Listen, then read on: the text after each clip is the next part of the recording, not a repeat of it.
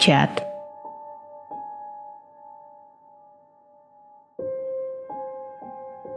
Saat itu adalah Jumat malam. Seperti biasanya aku chatting di salah satu aplikasi yang terkenal di kalangan gamer dengan temanku Doni. Dia bercerita padaku kalau dia berkenalan dengan beberapa orang di salah satu game online yang ia mainkan. Game itu memiliki tema untuk bertahan hidup di dunia penuh imajinasi.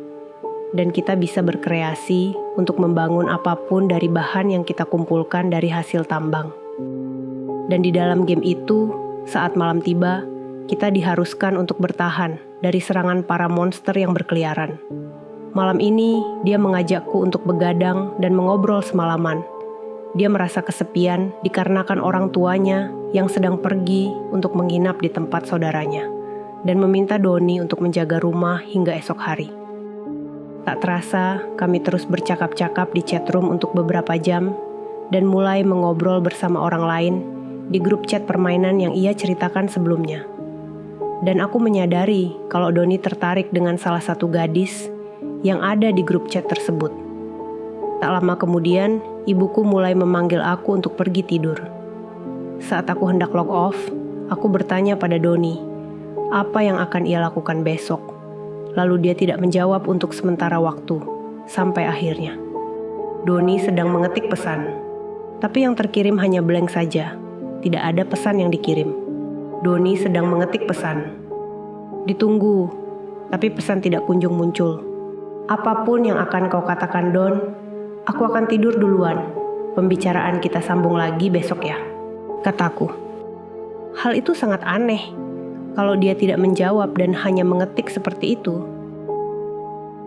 Aku tidak mendengar apa-apa dari dia sampai keesokan harinya.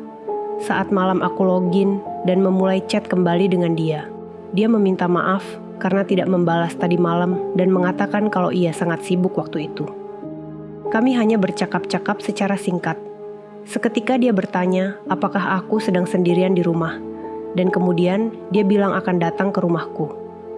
Dia ingin mengatakan sesuatu hal yang penting. Itu sih tidak masalah buatku. Tetapi kenapa ia tidak menunggu orang tuanya pulang terlebih dahulu? Karena saat ini rumahnya sedang kosong. Lalu dia bersikeras kalau tidak ada waktu lagi dan dia harus segera menunjukkannya padaku. Kemudian, apapun yang aku chat, dia tidak lagi membalasnya. Mungkin Doni sudah dalam perjalanan ke rumahku. Aku pikir itu tidak seperti Doni biasanya, karena biasanya ia selalu memikirkan tanggung jawab yang diberikan orang tuanya. Dan aku semakin penasaran apa yang ingin ia tunjukkan padaku. Aku harap dia segera datang secepat mungkin, karena tempat ia tinggal hanya berjarak 20 menit dari tempatku. Saat menunggu, tiba-tiba aku mendapat panggilan telepon. Hal itu sangat menggangguku. Ternyata itu adalah orang tuanya Doni, yang baru saja pulang dan terdengar sangat khawatir. Mereka bertanya apakah aku tahu sesuatu mengenai keberadaan Doni. Aku mengatakan kepada mereka untuk tidak khawatir, karena aku baru saja bercakap-cakap dengan Doni lewat chat, dan dia sedang dalam perjalanan kemari. Telepon terdiam sejenak sampai aku mendengar jeritan ibu Doni terdengar di dalam telepon. Sang ayah kemudian menarik napas dalam-dalam dan kemudian mengucapkan kalimat yang tidak akan pernah aku lupakan. Keluar dari rumahmu sekarang, Doni di sini. Dengan terbata-bata ia melanjutkan. Dan Doni sudah meninggal. Mereka telah menemukan tubuh Doni yang sudah tak bernyawa tergantung seperti mantel di dalam lemari. Aku mengakhiri panggilan itu dengan syok berat. Karena itu semua menjadi jelas mengapa ia bertanya, apakah aku di rumah sendirian? Kemudian tiba-tiba aku mendengar pintu belakang berderit terbuka. Secara naluriah, aku melakukan hal pertama yang aku pikirkan waktu itu, yaitu dengan cepat bersembunyi di kolong tempat tidur. Aku mendengar suara langkah kaki mendekat, pelan, namun terdengar sangat berat. Aku tidak berani untuk membuka mataku, tetapi kemudian aku memberanikan diri mengintip melalui kolong tempat tidur. Aku melihat sesuatu yang besar, berwarna hijau gelap dan terlihat basah, seperti seseorang yang mengenakan kostum zombie karet, dengan kepala berbentuk kotak memasuki rumahku. hampir dalam gerakan lambat. Sesaat terdengar suara langkah kaki mendekati tempat tidur.